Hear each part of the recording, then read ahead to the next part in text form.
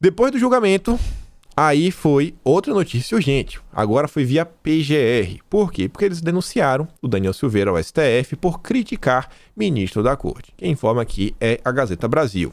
E diz que na tarde da quarta-feira, a PGR denunciou ao Supremo o Daniel. A ação foi apresentada pelo vice, que é Humberto Jacques, não pelo Aras. A decisão foi tomada sob a acusação de praticar agressões verbais e graves ameaças contra ministros da corte.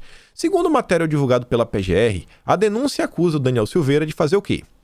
Praticar agressões verbais e graves ameaças contra ministros da corte para favorecer interesse próprio em 3 ocasiões.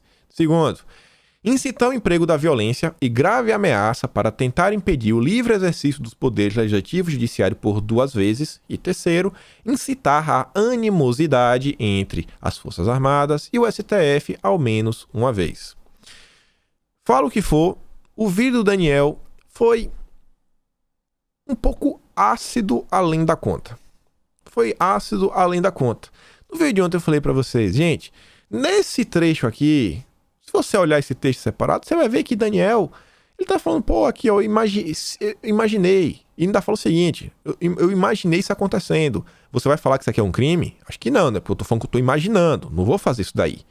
Só que eu falei pra vocês, eles vão pintar e bordar, eles vão pegar o contexto do vídeo inteiro e falar, ó, aqui ele só falou que imaginou. Só que nesse pedaço aqui ele tava falando de perseguição e tal, então ele vai pegar isso daqui, vai juntar com aquilo outro, vai bater no liquidificador e vai usar contra o Daniel.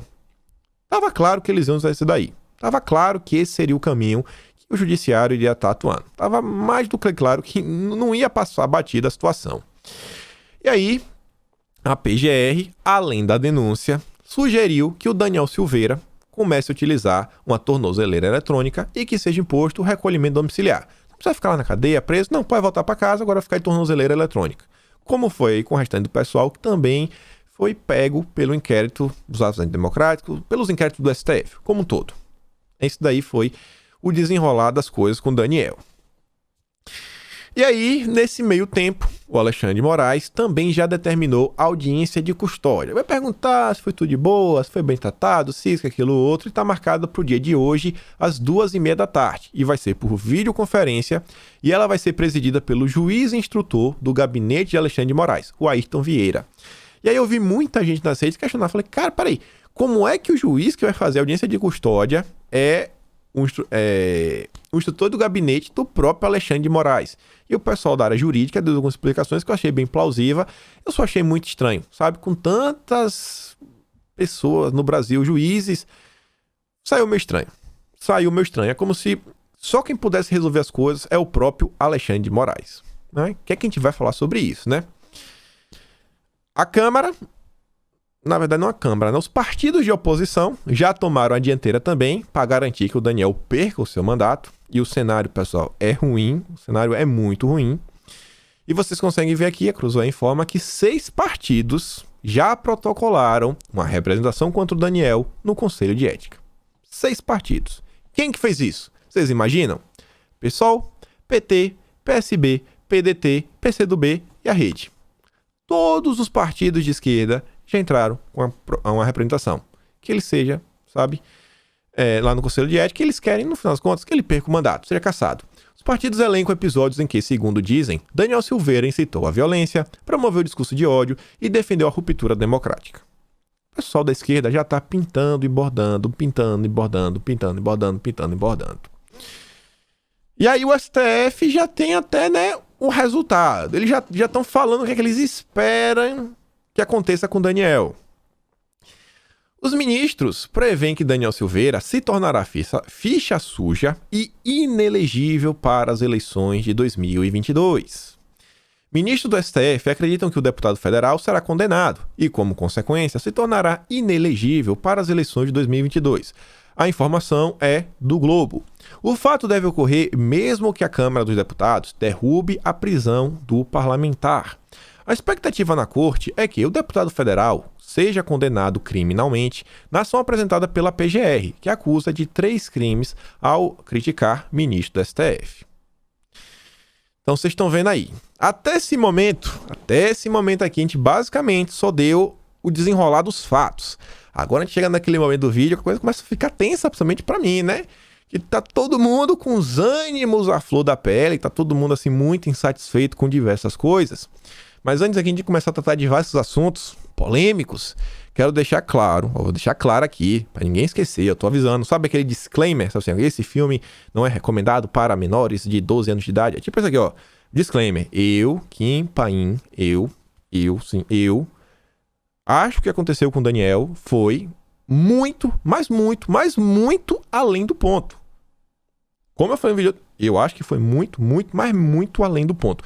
Tudo e da forma como aconteceu, eu acho que não foi proporcional, nem é cabível para a situação.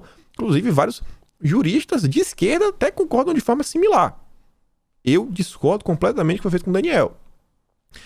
As críticas que o Daniel fez, no contexto dela, sabe? Esquecendo as palavras utilizadas, muitas delas eu acho que representam os anseios do povo, que está muito satisfeito com o STF, mas ao mesmo tempo, assim como eu falei ontem, eu discordo da forma como foram feitas. Eu acho que a gente tem que ter, sabe, o jeito para lidar com a situação. E eu acho que a gente sempre tem que ter assim, um objetivo. Qual é o objetivo? Onde a gente pretende chegar com alguns comentários? Alguns objetivos. Simples. Onde pretendemos chegar? Onde é o nosso objetivo? Então, nesse ponto, eu discordo um pouco do Daniel, a forma como ele abordou alguns temas. Então, deixar esse disclaimer que eu, sabe, acho que não dá para defender, né, os atos contra o Daniel. Eu acho que não foram merecidos, foram desproporcionais. Vamos tratar de alguns temas agora assim, numa análise um pouco mais fria. Não o que eu desejo que aconteça, sabe? Não o que eu desejo em meu coração, mas o que aparentemente está acontecendo. A grande mídia já se aproveitou da situação para começar a criar o caos e, na minha visão ainda, inflar a base contra o governo. E ainda faz outras coisas. Se lembra daquela matéria do Globo, né? Ele coloca que Daniel é o pior de todos desde Bolsonaro. E ele começa aqui. A CNN solta isso daqui. Isso aqui eles postaram mais de uma vez, que falam que nas conversas, foi deixado claro que o presidente não irá intervir na polêmica e que toda a decisão sobre o destino político de Daniel será conduzida pelo presidente da Câmara. E a matéria é que o governo tenta deslocar Daniel Silveira de Bolsonaro. Falou, não te conheço. Já é pra falar aí, Bolsonaro abandonou ele. Porque é pra militância falar, Bolsonaro, cara, abandonou o cara lá, deixou pra trás. E ao mesmo tempo pra a parte da oposição falar, peraí, tá tentando se descolar, Bolsonaro? Você não vai se descolar, não. Você é da lá e Daniel, vocês dois.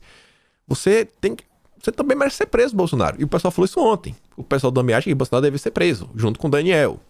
Aí você vê, né? Governo tenta descolar Daniel Silveira de Bolsonaro. A mídia passou ontem o dia batendo nessa tecla há muito tempo. Antagonista.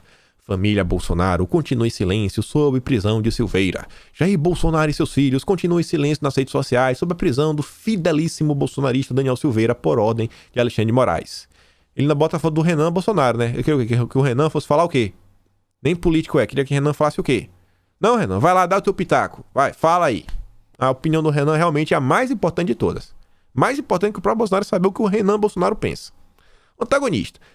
Tão assim, sedentos pelo que Bolsonaro vai falar. Matéria do Globo, Lauro Jardim.